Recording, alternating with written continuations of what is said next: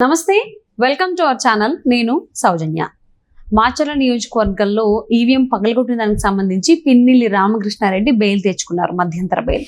But ఈ మధ్యంతర bail అనేది చాలా కఠినతరమైనటువంటి షరతులను విధించి ఇచ్చినట్టుగా తెలుస్తుంది. మరి ఎటువంటి షరతులను విధించింది కోర్టు?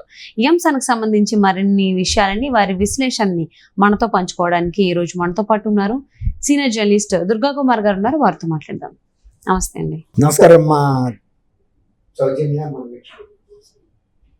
పిన్నెల్లి రామకృష్ణారెడ్డి అరెస్ట్ అవ్వకుండా అక్కడిక్కడ దాక్కుని ఏదో ఒకటి చేసి ఫైనల్లీ ఆయనైతే మధ్యంతర బెయిల్ తెచ్చుకోవడం జరిగింది. సో కోర్టు కూడా మధ్యంతర బెయిల్ ఇచ్చింది, కానీ బట్ షరతులతో కూడినటువంటి మధ్యంతర బెయిల్ ఇచ్చింది అంటున్నారు. ఏం షరతులు విధించింది అంటారు? ఫస్ట్ ఆఫ్ ఆల్ అది చెప్పండి. అంటే గౌరవ హైకోర్టు ఈ కేసుని క్షుణ్ణంగా అవగాహన చేసుకుందనేది మనకు అర్థమవుతుందమ్మా. ఎలా అర్థమవుతుందంటే గౌరవ జడ్జి వెంకట జ్యోతిర్మయ్య గారు ఇచ్చిన షరతులను చూస్తే ఆ కేసులో ఉన్న తీవ్రతని బాగా అర్థం చేసుకునే ఇచ్చారనేది మనకు తెలుస్తుంది. అందులో పెట్టిన సెక్షన్స్ కూడా ఒక 10 సెక్షన్స్ వరకు పెట్టారు. ఇండియన్ పీనల్ కోడ్తో పాటు ప్రజా ప్రాతినిధ్య చట్టంలో కొన్ని కీలకమైన వీటిని సెక్షన్స్ కూడా పెట్టారు. అయినా కూడా ఆమెకి బెయిల్ ఇచ్చారంటే బహుశా నేను అనుకోవటం, అంటే నా వ్యక్తిగత అభిప్రాయం, మన కోర్టు తీర్పుని సమీక్షించలేము. బహుశా నేను అనుకోవటం రేపు కౌంటింగ్ అప్పుడు ఈయన అక్కడ ఉండాలి కాబట్టి రేపు 4వ తారీఖున అందుకు కొంత అవకాశం కల్పించారనే దృక్పథంతో నేను ఒక విశాలమైన దృక్పథంతో ఇచ్చారని. అయితే పెట్టిన షరతులు మాత్రం గట్టిగా ఉన్నాయి. ఆయన ఎట్టి పరిస్థితుల్లోనూ ఆయన నివాసం అయిన లోక్సభ నియోజకవర్గ కేంద్రమైన నరసరావుపేటని వదిలిపెట్టి వెళ్ళకూడదు. ఇంట్లో నుంచి కూడా బయటికి రావడానికి వీలు లేదు. తర్వాత మాచర్ల ఎట్టి పరిస్థితుల్లోనూ వెళ్ళకూడదు. ఆయన అనుచరులని కట్టడి చేసుకోవాలి. తర్వాత ఎటువంటి పరిస్థితుల్లోనూ గతంలో జరిగిన సంఘటనలు, హింసాత్మక సంఘటనలు పునరావృతం కాకూడదు. ఆయన అనుచరులను కూడా ఈయన మాట్లాడకూడదు, కలవకూడదు. తర్వాత వీటికి సంబంధించి electronic, print media, press conference లాంటివి మాట్లాడకూడదు. అలా చాలా, అంటే ఆయన గతంలో ఏమేమి చేశాడనే దాన్ని దృష్టిలో పెట్టుకుని వాటిని పునరావృతం కాకుండా హింసలో ఈయన పాత్ర ఉందనేది గమనించినట్టుగానే వాళ్ళు ఇండైరెక్ట్గా షరతులు విధించిన పరిస్థితులను బట్టి తెలుస్తుంది. ఏ గ్రామాల్లో కూడా ఎక్కడా కూడా నియోజకవర్గంలో శాంతి భద్రతల సమస్య తల ఎత్తనివ్వకూడదు. ఆయన వర్గీయులు కానీ ఆయన కానీ అలాంటి మాటలు, చేష్టలు, చర్యలు కూడా ఉండకూడదు. ఈ విధంగా చాలా. తర్వాత ఇంకొకటి ఏంటంటే పోలీసులు కూడా ఈయనకి సంబంధించిన కదలికల్ని పర్యవేక్షిస్తూ ఉండాలి, నియంత్రించాలి. తర్వాత ఈ 6వ తారీఖుకి వాయిదా వేశారు కదమ్మా, 5వ తారీఖుకి అనుకుంటా. 5వ తారీఖు లోపల పోలీసులు ఈయనకి సంబంధించిన కేసుకి సంబంధించిన పూర్తి సమాచారం హైకోర్టుకి సమర్పించమని చెప్పింది. అంటే ఇంకా మెరిట్స్ ఆఫ్ ద కేసులోకి కూడా వెళ్ళలేదనేది మనకు అర్థమవుతుంది. అదే కనుక మెరిట్స్ ఆఫ్ ద కేసులోకి వెళ్ళేటట్టుంటే ఈయన్ని మామూలుగా కస్టడీలోకి పంపి మళ్ళీ వాయిదా వేసి అప్పుడు లోపల తెచ్చేవాళ్ళు. కాబట్టి ఈయనకి ఇక్కడ కొంత వెసులుబాటు కల్పిస్తూ పోలీసులు కూడా పూర్తి సమాచారం అప్పటికి కోర్టు ముందు పెట్టమన్నారు. అప్పుడు అసలు ఏంటి దీని తీవ్రత, ఈయన నేరాలు చేసిన తీవ్రత ఏంటి అనేది అప్పుడు ఆలోచిస్తారు. ఇప్పుడైతే ఆలోచించలేదు. అంటే ఒక రకంగా ఒక ప్రజాప్రతినిధి కాబట్టి రేపు ఎన్నికలు ఓట్ల లెక్కింపుని దృష్టిలో పెట్టుకుని అయితే ఇచ్చారని అనిపిస్తుంది. అంటే ఆయన్ని, అంటే పిన్నెల్లి రామకృష్ణారెడ్డి ఏం చేశారు ఏంటి అనేది ఫుల్గా మనకి విజువల్స్లో చాలా క్లియర్ కట్గా కనిపించింది, విత్ ప్రూఫ్స్ ఉన్నాయి. సో దానికి సంబంధించి అక్కడ ఉన్నటువంటి ఆర్ఓ కానీ సీసీ కెమెరాస్ పెట్టి మేమంతా కూడా ఎలక్షన్ ప్రక్రియను అబ్జర్వ్ చేస్తున్నాము అని చెప్పేసి ఎలక్షన్ కమిషన్ చెప్పింది. ఎలక్షన్ కమిషన్ ఎటువంటి చర్యలు తీసుకోలేదు.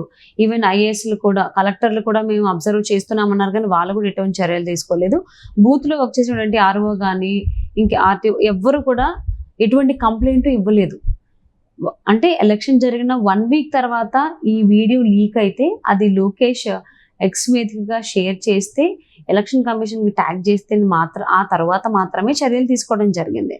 ఎందుకు ఇక్కడ జాప్యం జరిగింది అనుకోవచ్చు అంటారు ఈ విషయంలో? చాలా మంచి ప్రశ్న. ఇది చాలా పెద్ద వైఫల్యం అమ్మా.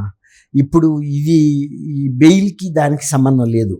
ఇప్పుడు కేంద్ర ఎన్నికల సంఘం ఆల్రెడీ ఆన్ రికార్డు ఎవరెవరి మీద చర్యలు తీసుకోవటానికి అవకాశం ఉందో తీసుకోవాలో కూడా చెప్పేసింది. ఇప్పుడు మీరు అన్నట్టు మీరు కోట్ చేసిన అందరితో పాటు స్థానిక పోలీస్ అధికారులు కూడా కోట్ చేసింది అది ఎన్నికల సంఘం. ఎందుకంటే వాళ్ళు ఫస్ట్ రిజిస్టర్ చేయాల్సిన వ్యక్తులు ఎవరంటే స్థానిక పోలీసులు. ఒక గుర్తు తెలియని వ్యక్తి అని రాశారు ఆ రిపోర్ట్లో కూడా, పోలీస్ డైరీలో. గుర్తు తెలియని వ్యక్తి ఏంటి, లోకల్ ఎమ్మెల్యే వస్తే అక్కడ ఆర్ఓ లేచి నిలబడి నమస్కారం చేశాడు, ఆయనతో పాటు ఇతర అనుచరులు వచ్చారు.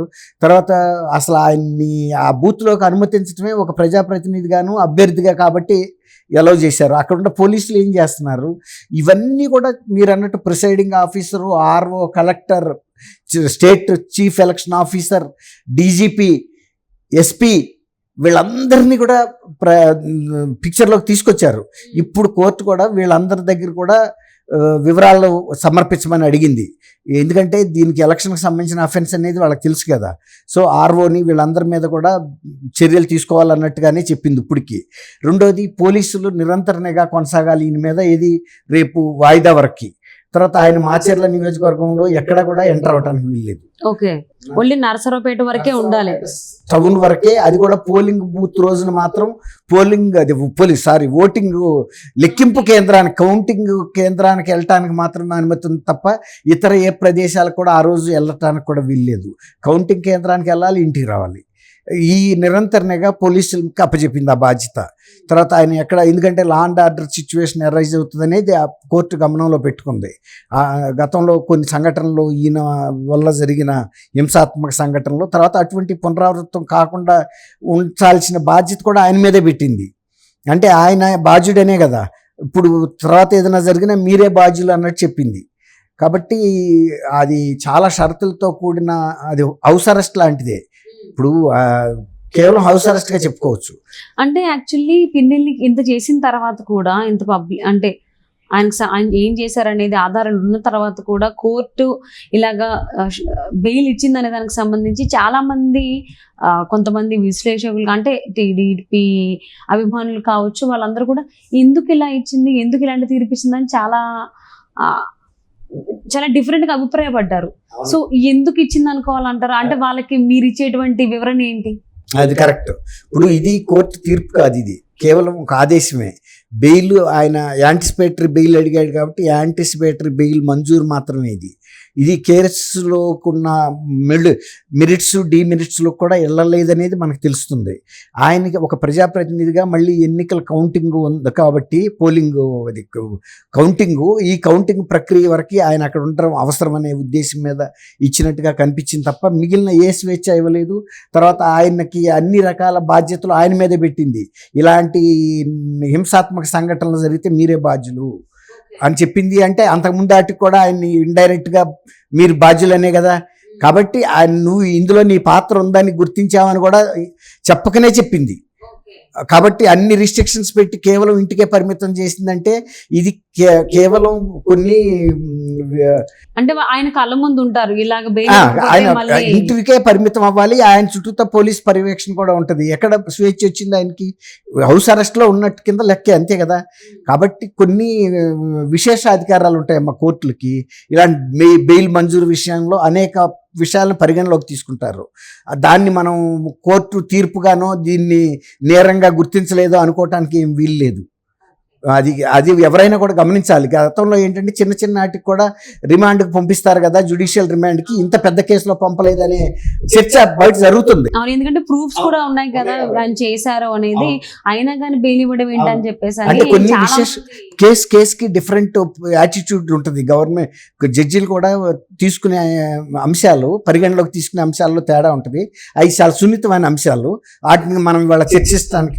అందులోనే పబ్లిక్ ఈ కైండ్ ఆఫ్ థింగ్స్ కొంచెం అవగాహన అనేది తక్కువ కాబట్టి అలా ఆలోచించడంలో తప్పు లేదు. కోర్టు ఆలోచన, ప్రజల ఆలోచనలో ఒక్కోసారి కొంచెం వేరియేషన్స్. అవును. సో అంటే ప్రూఫ్స్ ఉన్నాయి కదా ఆయన తప్పు చేసినట్టు, అయినా కానీ ఎందుకు బెయిల్ ఇచ్చిందని చాలా మంది ప్రజలు అభిప్రాయపడ్డారు. 6th వాయిదా వేసిందంటే మళ్ళీ పోలీసులు మొత్తం ఈ రిపోర్ట్ అంతా సబ్మిట్ చేసిన తర్వాత అప్పుడు ఈ కండిషన్ బెయిల్ తీసేస్తారు.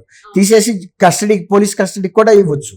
షరతులతో కూడినటువంటి మధ్యంతర బెయిల్ ఇచ్చింది Pinnelli రామకృష్ణారెడ్డికి.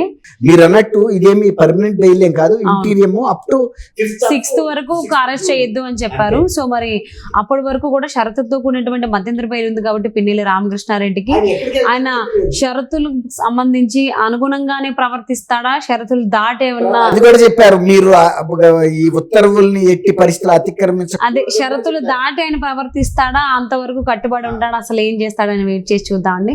Thank you so much Durga Kumar గారు. థ్యాంక్ యూ అమ్మ సౌజన్య మన వీక్ష